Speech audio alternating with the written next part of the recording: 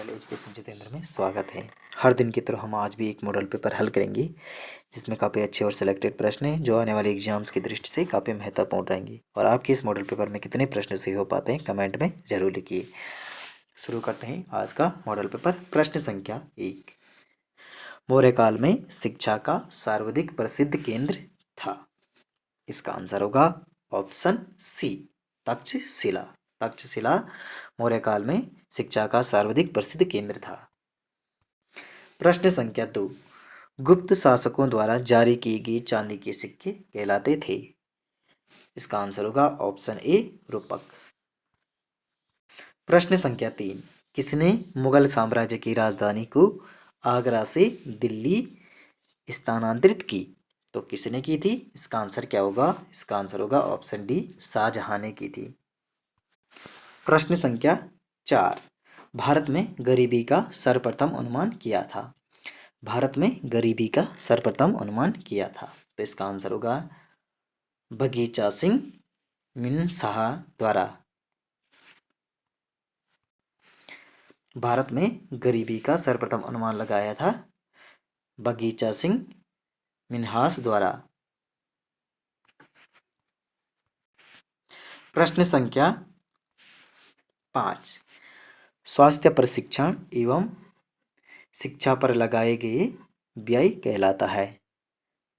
स्वास्थ्य प्रशिक्षण एवं शिक्षा पर किया गया व्यय कहलाता है। तो क्या कहलाता है? मानव पूंजी।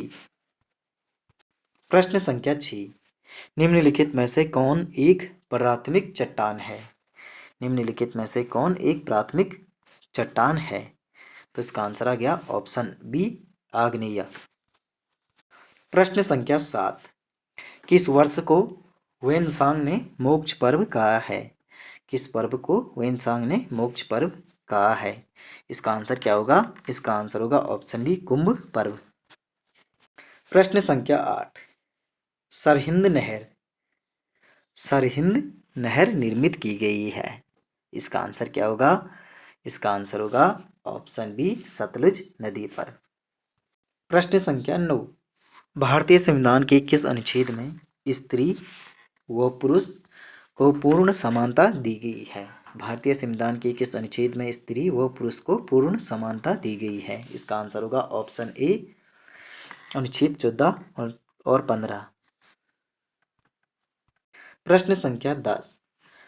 चीन के तटवर्ती क्षेत्रों को प्रभावित करने वाला उष्णकटिबंधीय चक्रवात कहलाता है। इसका आंसर क्या होगा? इसका आंसर होगा ऑप्शन सी, टाइफून। चीन के तटवर्ती क्षेत्र को प्रभावित करने वाला उष्णकटिबंधीय चक्रवात कहलाता है टाइफून। प्रश्न संख्या 11। मुगल एवं चंदवंश के संबंधों के बारे में किस पुस्तक में वर्णन मिलता है?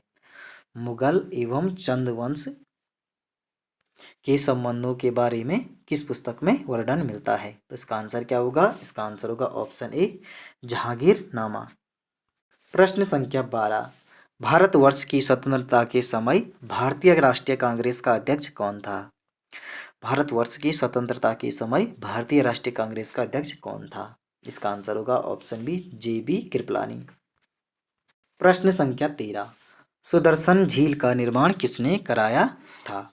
सुदर्शन झील का निर्माण किसने कराया था? तो किसने करवाया था? इसका आंसर होगा पुष्यगुप्त वैश्य ने। प्रश्न संख्या 14।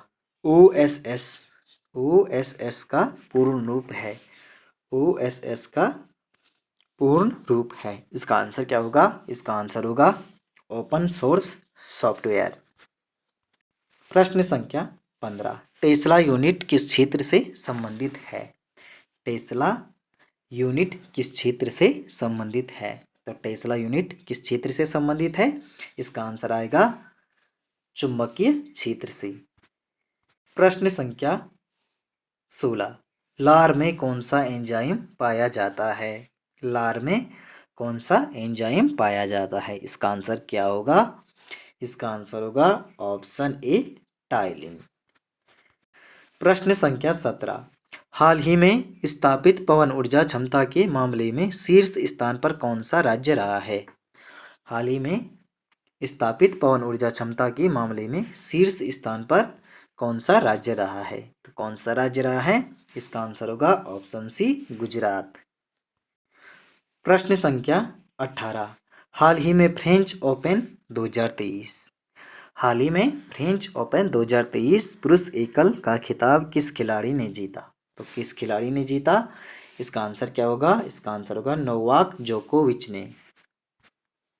प्रश्न संख्या 19, उत्तराखंड में बीज बचाओ आंदोलन, उत्तराखंड में बीज बचाओ आंदोलन के प्रवर्तक के रूप में जाना जाता है। तो किसे जाना जाता है? इसका आंसर क्या होगा? इसका आंसर होगा विजय जड़धारी को। प्रश्न संख्या 20, निम्न में से कौन सी नदी गर्म जल स्रोत से उद्गमित होती है? निम्न में से कौन सी नदी गर्म जल स्रोत से उद्गमित होती है? इसका आंसर क्या होगा? इसका आंसर होगा ऑप्शन डी, यमुना। प्रश्न संख्या 21, उत्तराखंड जड़ी बूटी विकास शोध संस्थान कहाँ स्थित है? उत्तराखंड जड़ी बूटी विकास शोध संस्थान कहाँ स्थित है? इसका आंसर क्या होगा? इसका आंसर होगा ऑप्शन सी, गोपेश्वर। प्रश्न संख्या 22, उत्तराखंड में कंडवा है, इसका आंसर होगा ऑप्शन सी, आभूषण। प्रश्न संख्या 23, उत्तराखंड राज्य में नगरीय स्वायत्त शासन प्रणाली कब प्रारंभ हुई? उत्तराखंड राज्य में नगरीय स्वायत्त शासन प्रणाली कब प्रारंभ हुई? इसका आंसर होगा 1916 में। प्रश्न संख्या 24, नैनीताल जनपद को 2 जनपदों में विभक्त किया गया, नैनीताल जनपद को 2 जनपदों में विभक्त किया गया 1995 में। प्रश्न संख्या 25, गढ़वाल क्षेत्र के किस स्थान पर वर्ष 1843 में चाय की फैक्ट्री लगाई गई? तो गढ़वाल क्षेत्र के किस स्थान पर वर्ष 1843 में चाय की फैक्ट्री लगाई गई? तो इसका आंसर होगा गडोली में। प्रश्न संख्या 26, गीतकार में कौन सा समास है? तो गीतकार में कौन सा समास है? इसका आंसर क्या होगा? इसका आंसर होगा ऑप्शन डी, तत्पुरुष समास है, गीतकार में तत्पुरुष समास है। प्रश्न संख्या 27, वह चुपके से चला, वह चुपके से चला पंक्ति में चुपके से में है, वह चुपके से चला पंक्ति में चुपके से है, रीतिवाचक अव्यय है। प्रश्न संख्या 28, निम्नलिखित में से स्त्रीलिंग शब्द चुनिए, तो निम्नलिखित में से स्त्रीलिंग शब्द चुनिए। तो इसका आंसर होगा ऑप्शन सी, तलवार। प्रश्न संख्या 29, किस वाक्य में आक्रामक क्रिया है? किस वाक्य में आक्रामक क्रिया है? तो इसका आंसर क्या होगा? इसका आंसर होगा ऑप्शन डी, उपरोक्त सभी। प्रश्न संख्या 30, कवि जयशंकर प्रसाद द्वारा रचित नाटक है, तो कवि जयशंकर प्रसाद द्वारा रचित नाटक है। तो इसका आंसर होगा ऑप्शन डी, उक्त सभी।